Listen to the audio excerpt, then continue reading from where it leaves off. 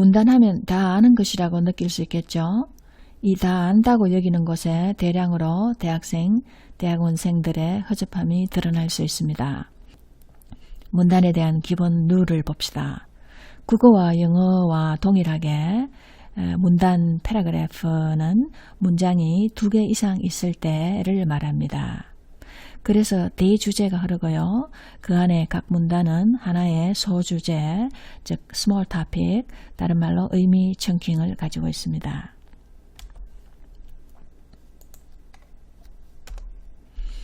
이와 같이 그림에서 보듯 전체 글에 theme이 흐르고 보통 제목으로서 대표되고 그 theme 하에 문단, 즉 토픽들이 연결됩니다.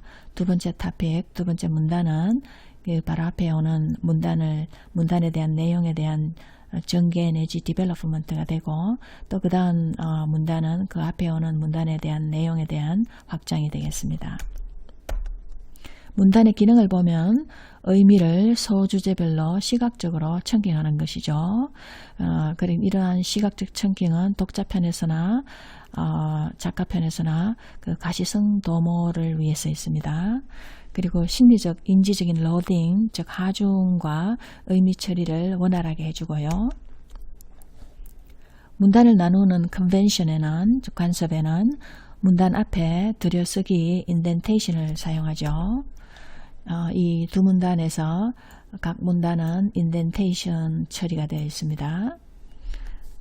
혹은 인덴테이션을 하지 않고 이 두 문단을 중간에 라인 스페이싱을 둠으로 인해서 그 문단 구분을 해주는 방법이 있고요. 이 경우에는 논문이나 보고서 같은 데 많이 쓰이고 이 경우에는 요즘 인터넷 그리고 편지 같은 곳에 많이 쓰이고요. 또한 둘 다 사용하기도 합니다. 문단의 허접함으로 들어가 보겠습니다. 첫 번째 허접함은 양이 상당히 많은데 글 전체를 한 문단으로 해두는 것입니다. 이것은 소과제에서 많이 일어나는 현상입니다. 가장 흔한 현상이 되고요. 이것은 이야기를 한번 써보라는 소과제입니다. 그 short story인데 우리 초등학생, 어드밴스드 학생입니다. 전체 이야기를 한 문단으로 처리했습니다. 충분히 오프닝이 Monday, Jason is walking the dog. They are in the Jisan Park 하고 오프닝이 시작되고 뒤에도 보면 Finally, his dog becomes very famous. His dog has its house and car. Jason and his dog is very happy. 이런 결말이 나와 있습니다. 그 다음 중간에 body가 있고요. 충분히 서너 문장 문단으로 나올 수 있는데 한 문단 처리가 되었죠.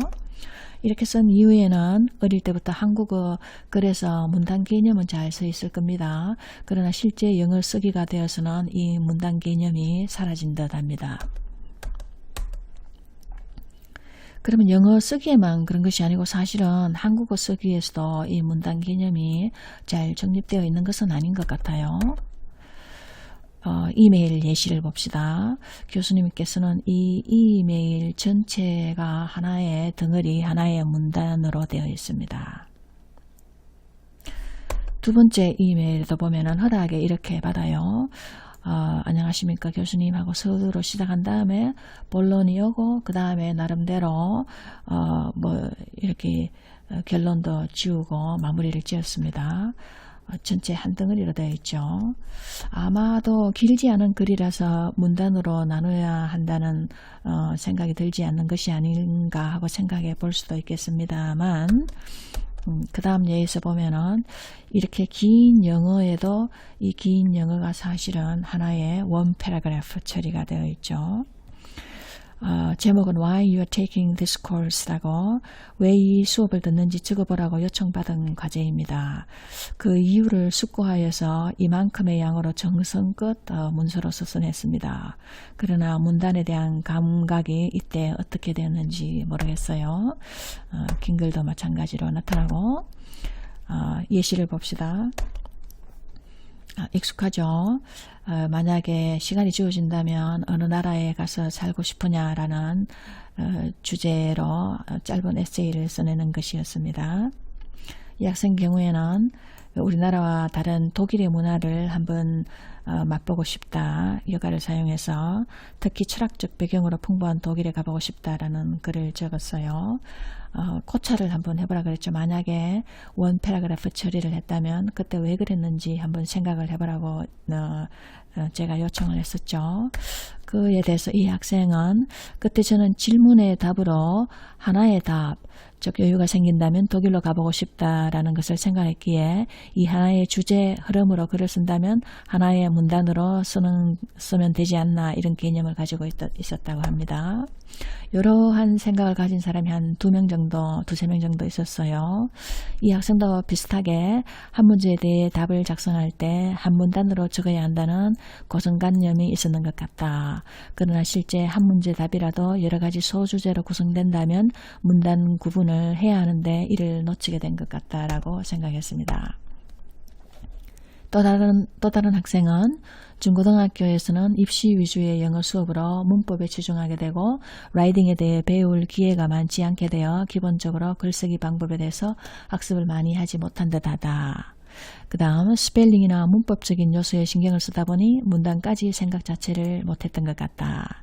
다음 국어 시간에 글쓰기를 배우기는 했지만 이것이 영어에도 같이 적용된다는 점도 잘 인지하지는 못하는 경향이 있는 것 같다. 영어는 글을 쓸 일이 많지 않아서 이를 인식하지 못하게 되는 것 같다. 다 올바른 고찰이었던 것 같아요. 도움이 되고 또 내 나름대로 한번 생각을 해보면 우리가 국어나 영어 읽기를 통해서 이미 문단이라는 것이 무엇인지 그의 유용성은 뭔지 잘 이해를 하고 있습니다. 그래서 이러한 문단 이해 능력, 즉 다시 말해서 이해는 receptive, 수용적인 스킬이라고 하죠. 이 이해 능력이 문단에 관해서 볼 때 쓰기 능력으로, 즉 쓰기 능력은 productive skill이라고 어떤 생산을 하고 표현을 하는 표현 기술이 되는데 이것으로 자동 연결이 안 됩니다. 즉 이해 능력은 그 나름의 능력이고 쓰기라는 능력은 그 나름의 능력이기 때문에 별도의 연습이 필요합니다. 이런 문단에 관해서도 마찬가지로 해당이 되겠어요. 자동 연결이 되지 않습니다. 즉 문단 쓰기 능력은 쓰면서 여러분들이 그 패러그래핑 하는데 관심을 두어야 되겠어요. 그 주의를 기울여야 됩니다. 즉 의식적으로 명시적으로 연습을 해야 됩니다. 이러한 것은 여러 라이딩 건수에 대해서 한동안 여러분들이 의식적 명시적으로 어웨어니스를 하고 어텐션을 줄 필요가 있습니다. 몇몇 그 문단을 나누어 쓴 학생들이 고찰하기를 그 본인은 토플 영어 쓰기 때문에 영어 쓰기를 좀 상당히 연습해왔고 그때 패러그래프 중요하다는 이야기를 들어서 의식적으로 명시적으로 연습을 했다. 그래서 이번 에세이 쓸 때도 자동으로 그렇게 된 것이다 라고 고찰을 했습니다. 이러한 연습을 통해서 나중에는 신경 쓸 필요도 없이 패러그래핑은 별 신경 없이 자동화가 되어버립니다. 이것은 스킬 오토메이션이라는 3단계에서 반드시 어떤 룰을 알고 그 다음에 여러 건수에 대해서 over time 그 시간을 두고 의식적 연습을 하면 나중에는 자동화가 된다는 스킬 오토메이션의 일환으로서 문단 쓰기에도 마찬가지로 적용된다는 것입니다. 이 경우에도 그 한 문단 처리가 되었는데 군대에서 전역을 하여 친구들하고 몽골에 가서 그 몽골의 자연이 장엄해서 내 인생 전체를 고찰해보게 되었다는 내용의 그 short 에세이입니다. 그래서 이 학생은 과제 시작 전에 쓴 글을 한번 소리내서 읽어보았다. 처음부터 끝까지 글을 읽는 동안 나는 중간에 한 번도 끊지 않고 끝까지 글을 읽었다.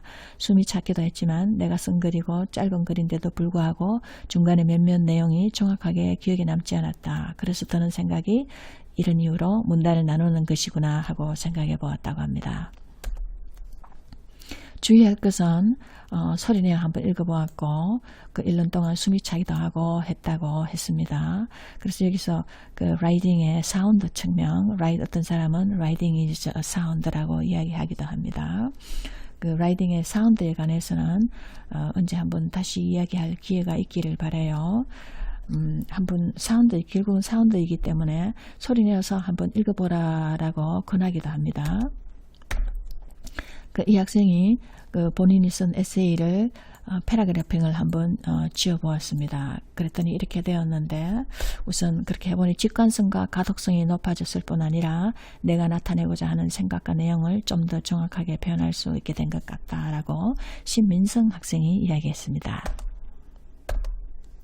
허접함 두 번째입니다. 문단 구분은 잘 해놓았습니다. 그런데 어떤 문단이 양이 너무 많을 때가 있습니다. 예를 들면 이 경우에서처럼 문단에 대한 개념이 확실하게 써 있죠. 두 문단으로 나누었습니다. 그런데 이 첫 번째 문단의 양이 상당히 깁니다. 어떤 사람들은 아마 거의 한 페이지를 차지할 정도로 한 경우도 많아요. 그러면 심리적으로 많구나, 조금 읽기가 버겁다는 것을 느끼게 됩니다. 그래서 한번 읽어보았을 때 이 중간에 가서 the reader may be lost, 이 어디까지 와서 뜻이 어떻게 되지 하고 헤매게 됩니다. 그렇죠? 그래서 그런 것을 방지하기 위해서 그 작가의 입장에서 독자를 위해서, 물론 자기 자신을 위해서 청킹을 이렇게 가시적으로 해주면 좋겠죠. 여러분들이 패러그래프를 쓸 때는 비교적 좀 짧게 써줘야 되겠습니다. 한 패러그래프가 몇 줄이 되어야 되느냐라는 룰은 없지만은 대체로 봤을 때 직관적으로 한 10줄, 그 다음 이렇게 조금 짧게 해주면은 우선 심리적인 부담을 좀 줄여주게 되고 의미 처리하는데도 독자나 작가나 서로 좋습니다.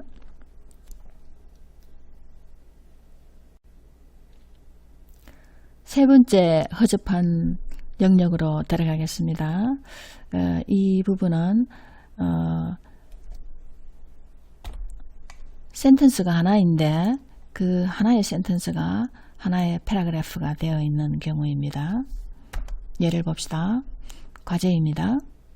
The second problem could be solved 하고 쭉 시작해서 한 문단이 옵니다.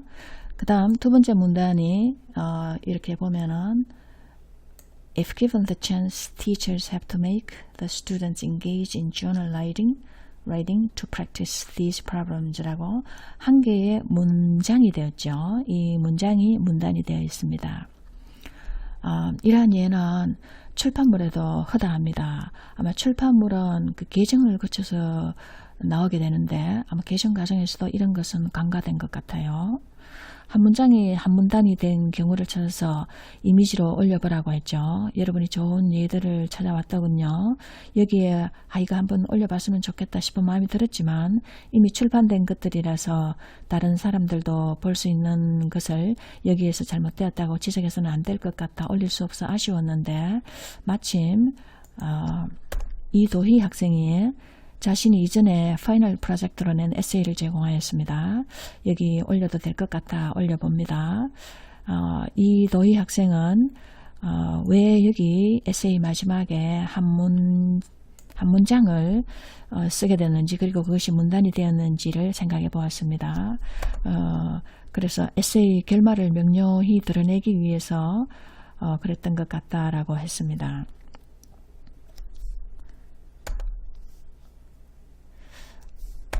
우리 변기영 학생도 자신이 그 교환학생에 지원하면서, 교환학생 지원서입니다. 지원하면서 한번 가보니까 이렇게 한 문장이 한 문단으로 되어 있는 것을 발견하게 되었다고 했습니다. I sincerely hope I can get a chance to be an international student from this valuable opportunity. 아마도 다시 쓴다면 이것을 이 뒤에 앞발 앞에 어느 문장에 붙이지 않았을까, 이렇게 생각이 들었다고 합니다. 그런데 나도 보면 아무리 생각해도 이 한 개의 문장이 앞에 문장과는 좀 떨어져야 될 것 같은 생각이 들 때가 있어요. 그래서 이것을 한 문장을 한 문단으로 처리해 놓을 때가 있습니다. 그러면 논문 같은 데서 그 검토자들이 이거는 문단으로서 곤란하다라는 그런 피드백을 받게 돼요. 그래서 이런 경우에는 한 문장을 더 써서 이 경우 같으면은 thank you 혹은 I look forward 이런 말을 붙여서, 그러면 두 개의 문장이 되니까 문단으로서 역할을 제대로 하게 되죠. 그렇게 해주거나 아니면 뒤에 붙이거나 앞에 붙이거나 하면 되겠습니다. 과제의 예시인데 The two common features of content validity and impact라는 주제를 제목으로서 지었고 그 다음 First, the decision about content validity and impact is not quantitative but judgmental 이라고 하나의 문장이 문단이 되었죠. 여기에서 보다 그 다음 두 번째 Second, to prove content validity and impact you cannot use statistics but words. It means they are descriptive 하고 이것은 문단으로서 두 개의 문장이 왔기 때문에 제 역할을 했습니다. 그래서 이럴 경우에는 이 두 번째 문장을 이 앞에다가 갖다 붙여주어서 전체를 하나의 문단으로 만드는 것이 좋겠습니다.